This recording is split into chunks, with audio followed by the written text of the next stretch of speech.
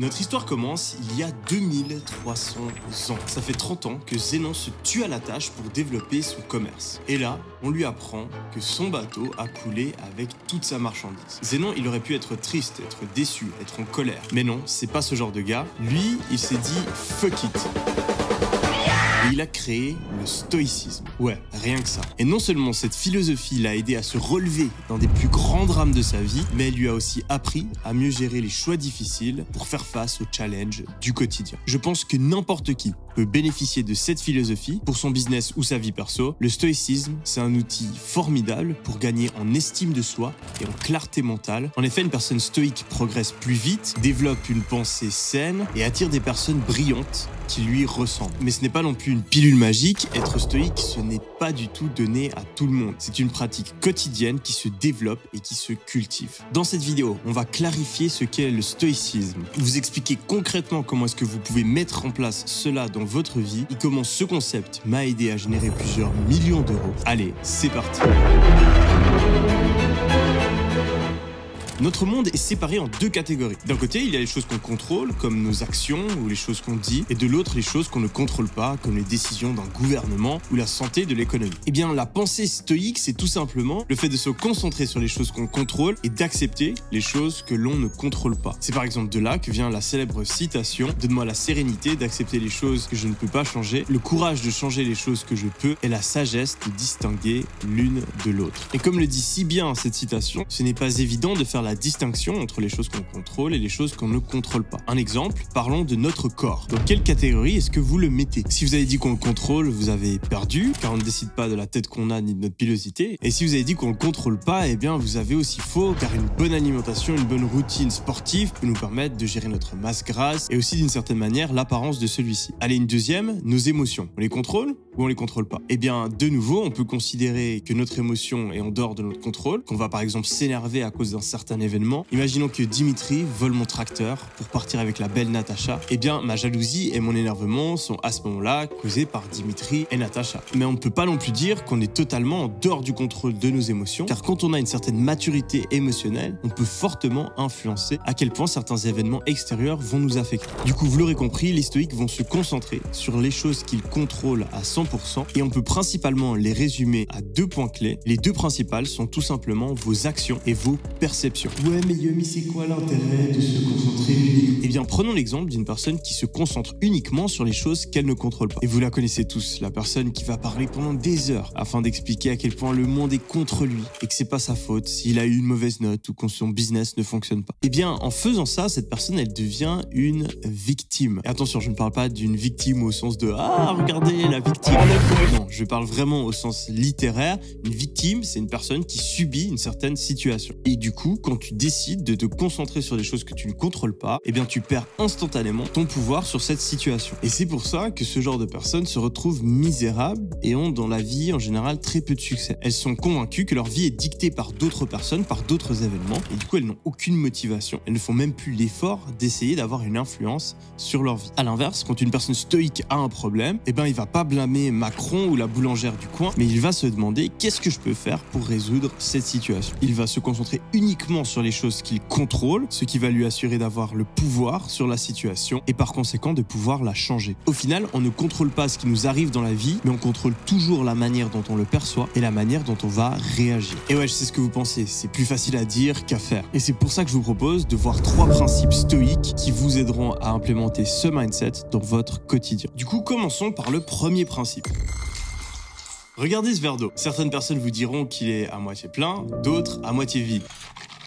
Certains vous diront même qu'il n'y a pas d'eau dedans et que c'est juste des effets spéciaux et que je suis en train de vous arnaquer. Mais au final, tout ça, ce n'est que votre perception de la réalité. Et vous avez tous la même chose sous les yeux, un simple verre d'eau. Au final, personne n'a raison ni tort. Ce sont simplement des points de vue. Et c'est ça l'idée. Puisqu'il n'y a pas de réalité universelle, autant choisir la réalité qui nous convient le mieux. Il existe par exemple des millions de personnes qui ont vécu une enfance extrêmement difficile. Parmi eux, certains vont laisser cette expérience les influencer. Ils vont le subir comme un poids ou même des fois une excuse pour toutes les choses négatives qui vont leur arriver dans la suite de leur vie. Et d'autres, comme Elon Musk par exemple, vont utiliser ça comme motivation, comme preuve qu'ils peuvent surmonter des étapes difficiles et renforcer leur détermination pour la suite de leur vie. Au final, ce n'est pas ce qu'on vit qui détermine notre vie, mais la réaction qu'on va avoir par rapport à ces événements. Et c'est pour ça que les stoïques ont mis en place ce premier principe, tout simplement de contrôler sa perception du monde. Pour devenir un bon stoïque, vous devez vous entraîner et réussir à percevoir le bon dans chaque situation. Donc de manière très concrète, à chaque fois qu'un événement vous arrive, vous devez vous poser la question en quoi cet événement peut m'aider à grandir. Ok, passons au principe 2. Et pour cela, laissez-moi vous raconter l'histoire de Bobby. Bobby, c'est un type lambda et il investit pas beaucoup de temps dans aujourd'hui parce qu'il sait que bientôt, aujourd'hui, ce sera un jour différent. Il utilise la plupart de son énergie pour se concentrer à ce que sera demain. Et demain, c'est le genre de jour qu'il aimerait vivre, où il a reçu son augmentation, il gagne beaucoup plus d'argent, il a une copine parfaite et une magnifique maison. Mais en attendant, tous les jours, Bobby travaille dur afin de se débarrasser de son aujourd'hui qu'il déteste. 3 ans plus tard, ses efforts ont payé. Il a rencontré Jessica, la femme de sa vie, et ensemble, ils se sont installés dans une magnifique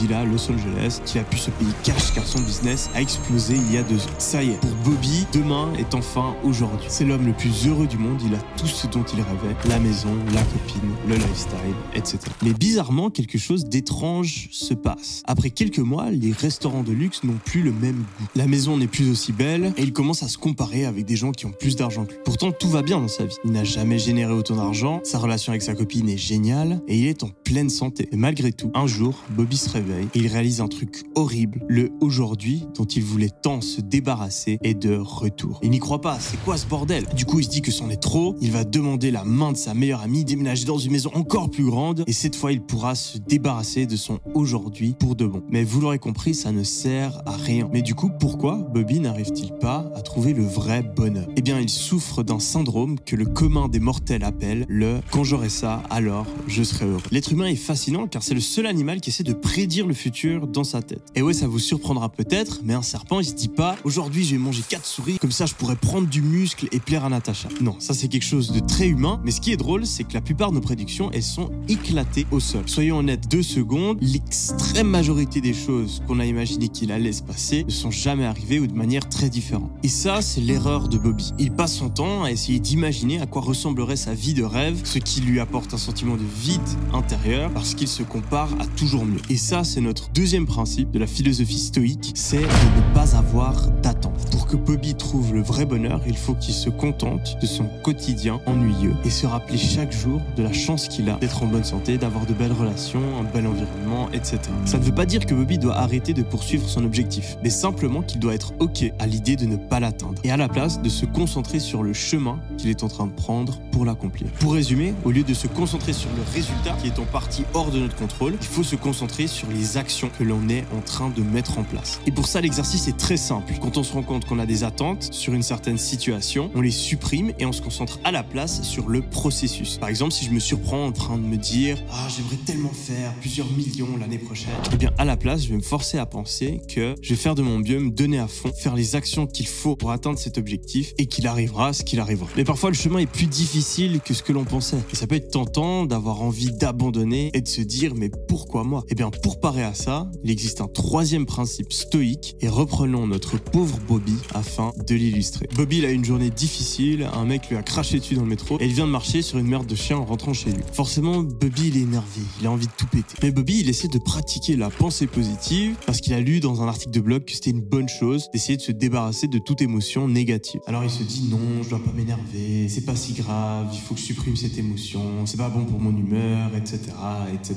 Bizarrement, plus il se répète ça, plus il sent cette sensation dans son ventre s'accélérer et plus il a envie de tout péter. Ce que vit Bobby, c'est tout à fait normal. C'est ce que le psychologue d'Harvard, Daniel Weger, appelle l'effet ironie. Regardez, si je vous dis ne pensez pas à un éléphant rose. Non, vraiment, n'imaginez pas un éléphant rose avec de grandes oreilles et une longue trompe. Sérieux, ne regardez pas cet éléphant rose qui s'affiche à l'écran. Voilà, ça c'est l'effet ironie. Plus vous essayez de fuir quelque chose, plus vous vous en rapprochez. Et bien plus Bobby va essayer de fuir le négatif, dans sa vie, plus il va s'en rapprocher. Mais du coup, comment faire? Est-ce que c'est peine perdue? Est-ce qu'il faut arrêter d'essayer d'être positif? Non, pas du tout. En fait, il faut embrasser la négativité et voir ce qu'il y a de bon dedans. Bobby, par exemple, peut se dire que ce sera une bonne histoire à raconter et puis qu'il prendra ça comme motivation pour gagner plus d'argent afin de ne plus avoir à prendre le métro. Et bien, s'il fait ça, il applique le troisième principe du stoïcisme, accepter le négatif. La plupart des belles choses dans notre vie demandent de la souffrance. Faire du sport, maintenir une belle relation, se challenger, lancer son business, avoir de la discipline, etc. Tout ça, c'est difficile, mais c'est justement parce que c'est difficile que ça nous remplit de l'intérieur et que ça nous rend heureux. Du coup, pour l'appliquer concrètement, je vais vous donner 2 exercices. Le premier, c'est le memento mori, qui signifie remémore-toi que tu vas mourir en latin. Le nom est assez explicite. Tous les matins, prenez 1 minute pour vous rappeler que vous allez mourir. Je sais, dit comme ça ressemble à un concept d'ado dépressif qui vient de rompre avec sa première copine. Mais en réalité, c'est assez simple. Penser à la mort vous force à considérer ce qui est vraiment important pour vous parce que vous valorisez davantage le temps. Comme vous l'avez peut-être déjà entendu, un homme qui n'a pas peur de mourir n'a pas peur de vivre. Du coup, remémorez-vous régulièrement que vous allez mourir et profitez davantage du fait que vous êtes en vie. Par exemple, quand j'ai une difficulté dans mon business ou que j'ai l'impression que je progresse pas assez vite, je me force à penser aux galères qu'ont dû expérimenter les gens qui lançaient des business physiques il y a 50 ans avec toutes les difficultés que ça implique. Mais parfois, les événements qui nous arrivent sont vraiment très douloureux, comme perdre un proche par exemple. Accepter le négatif, ça devient beaucoup plus difficile. Donc pour résumer, 3 principes: contrôler vos perceptions, ne pas avoir d'attente et accepter le négatif. Ces 3 principes qui, même si je n'avais jamais lu de livre ou été confronté à la pensée stoïque, que j'avais mis en place très tôt dans ma vie alors que j'étais à peine adolescent, et je pense qu'ils ont fortement contribué au succès que j'ai pu avoir dans plein de domaines de ma vie. C'est définitivement une philosophie que je vais transmettre au plus de personnes que je peux et à mes futurs enfants, et j'espère que cette vidéo vous la fait comprendre un petit peu mieux. On se retrouve très prochainement pour de nouvelles vidéos sur la chaîne. C'était Yomi. Allez, ciao!